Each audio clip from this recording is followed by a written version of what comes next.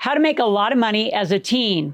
I love this topic, and I love financial literacy for kids. As you know, I wrote the book with Kyle, Make Your Kids Millionaires. It is still crushing it, Personal Finance Book of the Year. And we have checklists in here. So how do you make money as a teen? The book even goes into how do you do it as a kid.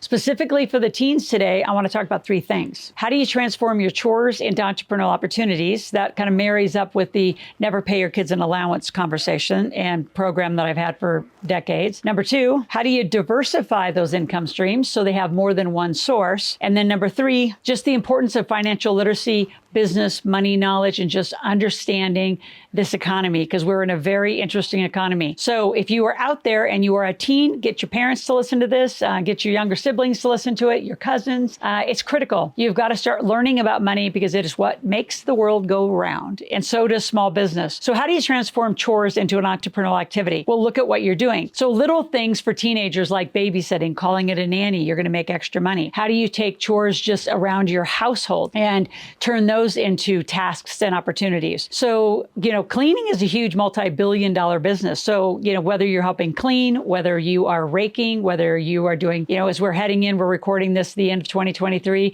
whether you're doing Christmas lights, holiday decorations, holiday, cooking and food prep. So whatever you're good at, teens, is how you want to make some money. It's just how do you make them from chores and getting paid an allowance to tasks? And in GravyStack, which is a bank, and we're going to give you a link to that. So go get a GravyStack link. You're going to get a debit card attached to the very process that I teach in this conversation of how do you take gigs and missions and design a monthly income. So instead of having chores and an allowance for doing whatever and whether they do it or not, you want to think more entrepreneurial. Not all tasks are created equally. Not all chores are created equally. So you really want to make a list of things that you want to do as a teen. How much money do you want to make a month? Do you want to make 100 a month, 200 a month, 500 a month? What do you want to make? 1,000 a month? 1,000 a month, think about it. It's only $250 a week. Divide by 5, it's $50 a day. So if you're super technical, you could easily do that online. But then you want to be in digital marketing. So what I want you to do is think about chores from an entrepreneurial perspective. What do they call it, right? So people have housekeepers, people have pool cleaners, spa cleaners, people have nannies, people have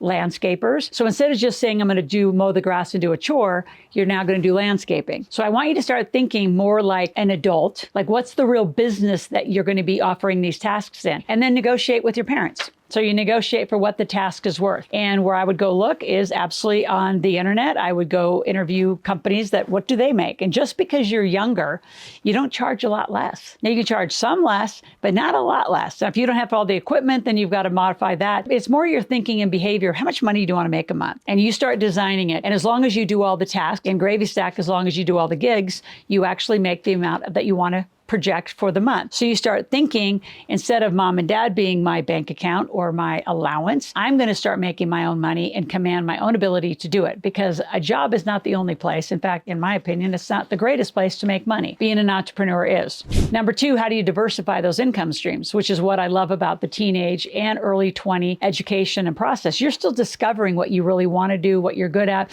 I'd say mostly through your 20s, you're still discovering that. So do some diversity inside of your task list. So don't just do home chores around the family. Go out into the neighborhood, go out into the community, go out to the internet if you're good digitally. Help some brick and mortar stores. I mean, how many restaurants in your town or coffee shops or hair salons don't know how to do any digital marketing or don't even have a good social posting? So help them, do some videos for them. So do some layers of multiple streams, home income, neighborhood income, and then go wider into just the world. So you start really operating as an entrepreneur. COVID's changed a lot of how kids are going to school. I mean, homeschooling is at an all-time high, and a lot of kids aren't going to college, they're becoming entrepreneurs. There are some things you have to go to college for, and there's some things as an entrepreneur you don't really. So that's up to you, your parents, on how you want to do that. I think college is just a great transitional experience, social experiment, quite frankly. So multiple streams of income will get you more money. And what I really want you to have command of is if, as you move into the summer months, or if you take a sport, you're going to have to back off of it. And then when you don't have a sport or you have more time, how do you lean into it more and make more money? So you go from $300-400 a month to $1,000 a month, $2,000 a month. Those are not uncommon numbers for you teenagers. Now, before I go to the last financial literacy conversation, I want you to subscribe to my channel, click that notification button. I want you here all 5 days a week. And when that video comes in, I want you to watch it. I want you to grab our journal if you haven't got it, and make sure that you're recording, what's videos you're watching. So it's all lined out. What's the day, what's the video, what are you learning, what are you going to do? So now you have an action plan for then what's coming next, which is financial literacy. Can you imagine having one of these journals from 13, 14, 15, 16, all your years, and just watching your entrepreneurial experience, watching your growth, watching how much money you made when you were 13 versus now 18 or 19, because now you're a legal adult. So financial literacy is critical, but you have to lean into it. It's not going to be taught in the school systems. I don't think they even teach you how to write a check anymore. And you say, well, is there such a thing? There actually is. Not just Cash Apps and Pay, and a lot of the digital banks that are out there, you still need to learn how to reconcile your accounts and double check their activity. Just because they're the bank doesn't mean they're accurate. Believe me, I've seen banks completely screw up bank accounts.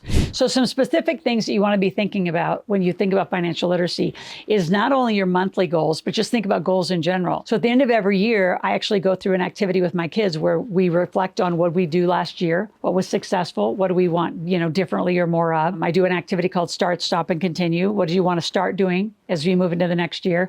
Stop doing, and what do you want to continue doing? And then look at the next year and set goals through the entire year. And then as you go into these gigs and missions and tasks of how much money do you want to make per month, look at your school schedule. What are you doing for school? Do you have sports? Do you have other, obligations that you currently have? And if your parents are like, go get a job, go get a job, go get a job, I'm going to say, go be an entrepreneur. But you have to come to them then, and again, get them in this channel. If you're all doing this together as a family, financial and business literacy changes, because you're not going to them and say, hey, I need $20 or I need $50 or I need, a friend's birthday gift. You start paying for that stuff. And you say, but isn't that my parents' job? It's their job to give you a house and clothes and food and, make sure you're safe and taken care of. It's your job to become a great entrepreneur and become a millionaire faster than most kids ever have an opportunity. Talk to you tomorrow.